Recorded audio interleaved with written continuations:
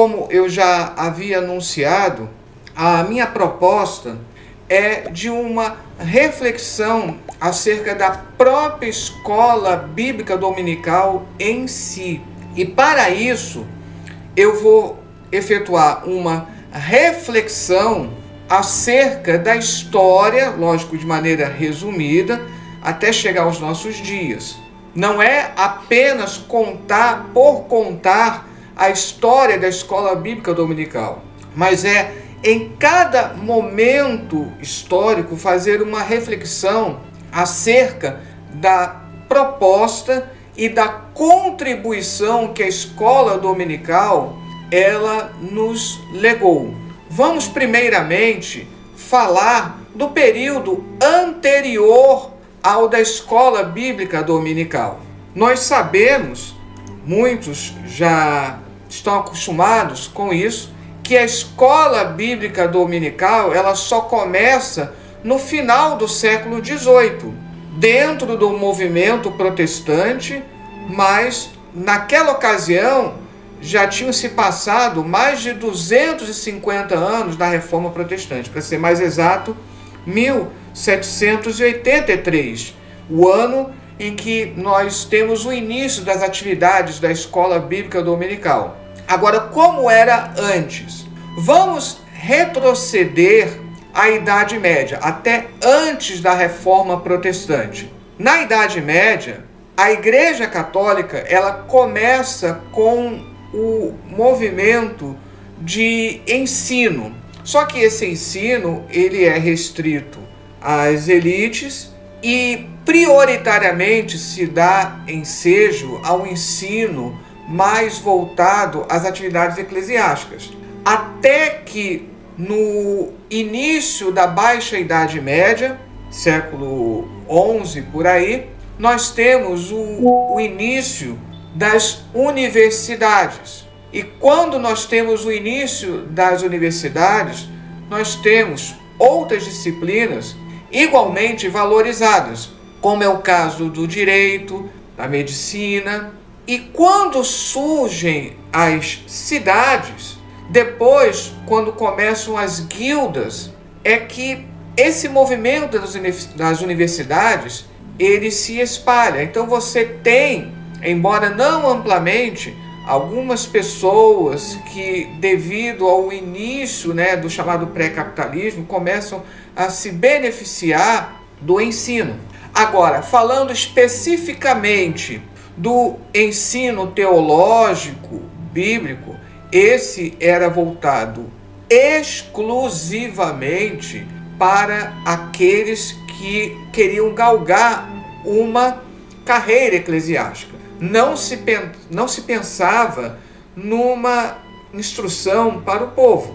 É quando vem, então, a Reforma Protestante e ela se propõe a, então, conseguir popularizar o ensino.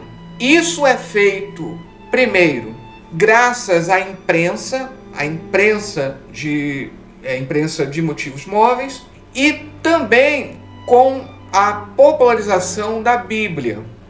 Lógico que nessa época nós temos um índice de analfabetismo muito grande. Então, nem todos tinham a possibilidade da leitura da Bíblia. Então, o que se faz? Aqueles que conseguem ler são incentivados a pregar, serem pregadores itinerantes e principalmente a pregar dentro das igrejas, ensinando prioritariamente a Bíblia.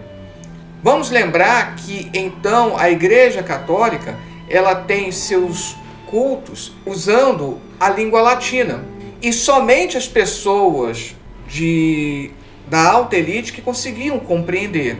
Aqueles que eram das classes mais populares ficavam então sem serem atingidos. O que a Reforma Protestante então ela proporcionou foi, através da pregação, do momento da pregação, proporcionar o ensino bíblico sistemático. É nesse momento que nós temos pregações que elas são sistemáticas. Vamos dar o exemplo de Lutero. ele começa várias pregações no livro de Gênesis, por exemplo.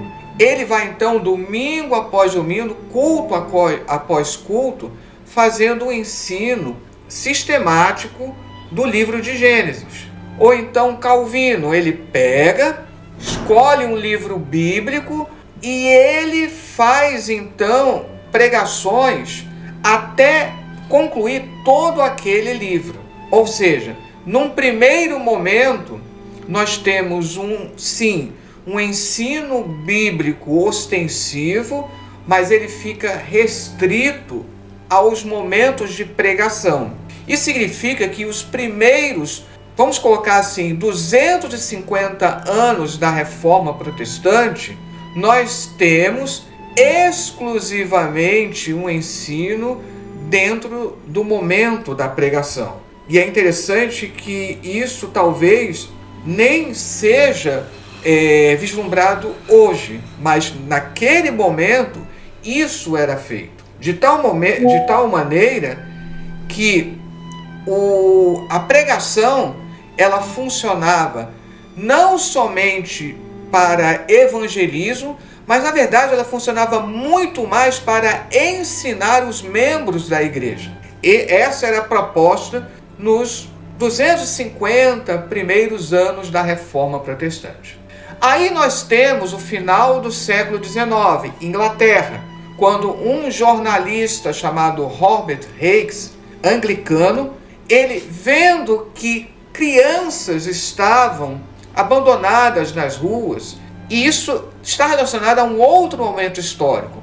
É o momento da Revolução Industrial e, portanto, pais que trabalham praticamente de domingo a domingo e essas crianças elas estão sozinhas, abandonadas no meio das ruas, sem ter algo que fazer. E essas crianças não têm perspectiva de uma educação formal. Então, o que Robert Hicks pensa? Numa escola dominical, em que vai pegar essas crianças e vai ensinar rudimentos básicos, a saber, da língua inglesa, que é a língua local, e de matemática. Essa é a proposta. Aquelas crianças que ainda não são alfabetizadas, que era praticamente a maioria, ele procura alfabetizá-las. Mas aí vem a grande questão. Ele pensa em fazer isso utilizando o espaço vago da igreja, aos domingos, antes dos cultos. E como vai ser utilizado o espaço da igreja, ele vai utilizar como livro-texto para alfabetizar a Bíblia. Então notem, qual é a proposta inicial da escola dominical? É de ser uma escola no amplo sentido da palavra, de ser uma escola que proporcione àquelas crianças um amplo aprendizado, que essas crianças elas possam ter algum tipo de formação que de outra forma não seria possível. Então o que acontece?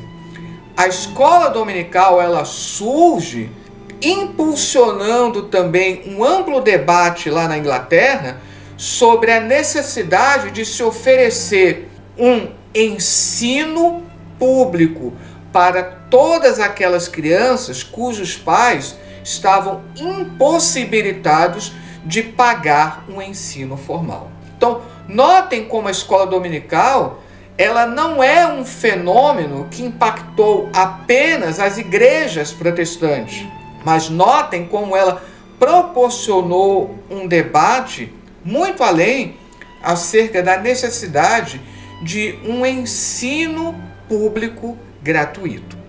E é interessante como a Reforma Protestante, ela em outros momentos, ela proporcionou essa colaboração. Vamos ver um exemplo. Aquele que é considerado como o pai da pedagogia, ele é um pastor lá no século XVII. Então notem que nós temos essa contribuição mais ampla.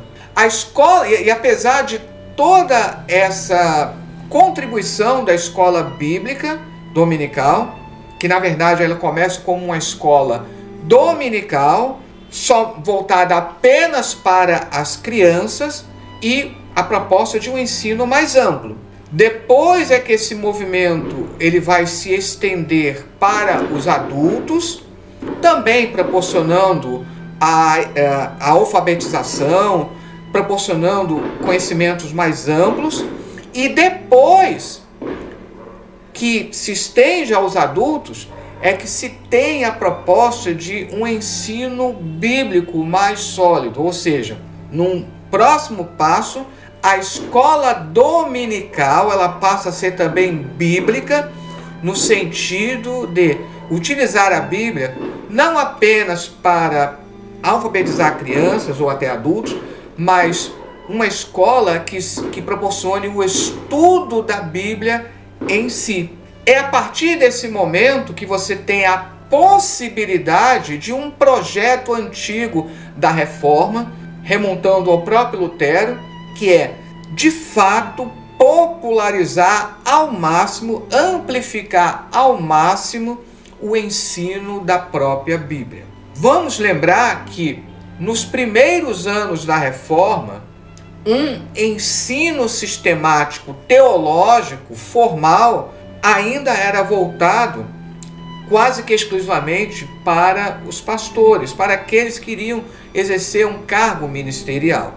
A partir do movimento da escola dominical, mesmo aqueles que eram membros da igreja e que não vislumbravam uma carreira ministerial, eles têm a possibilidade de ter um conhecimento bíblico mais sistemático, não apenas reservado aos momentos do culto. O movimento da escola dominical, ele é tão importante, chegando aqui para a nossa realidade do Brasil, que em 1855 nós temos Robert Kelly, Sarah Kelly, que são missionários congregacionais. Eles começam a implantar a igreja congregacional através de uma escola dominical. E essa escola dominical acontece na cidade de Petrópolis, no dia 19 de agosto de 1855. Então, assim como foi lá na Inglaterra em 1783, aqui no Brasil a primeira escola dominical também foi exclusivamente infantil, ministrada a 5 crianças, e essa ministração se deu exclusivamente na língua inglesa. A proposta era atender aos filhos dos imigrantes, daqueles que trabalhavam no serviço diplomático, e foi através da escola bíblica dominical, essa que foi a primeira escola dominical em solo brasileiro, foi essa escola bíblica dominical que foi o núcleo da igreja congregacional e que permitiu que ela se tornasse a primeira igreja evangélica no Brasil a ter um templo, e que existe até hoje aqui no centro da cidade, a Igreja Evangélica Fluminense. Então notem como a escola dominical ela foi importante. Apesar disso, houve resistência lá no início com o Robert Hicks. Os pastores estavam reclamando daquelas crianças barulhentas estando ali no espaço do templo. Agora, quando percebeu-se o potencial de atrair aquelas crianças para a igreja, isso foi pouco a pouco permitindo que não houvesse tanta resistência. Na verdade, Robert Hicks ele começou o seu trabalho em 1780, mas foi um trabalho feito apenas localmente, e então em 1783, ele era jornalista, ele divulga os resultados, mostrando como crianças estavam se convertendo, crianças que estavam aderindo à fé cristã. E a partir desse momento, então, a escola dominical ela passa a crescer em importância.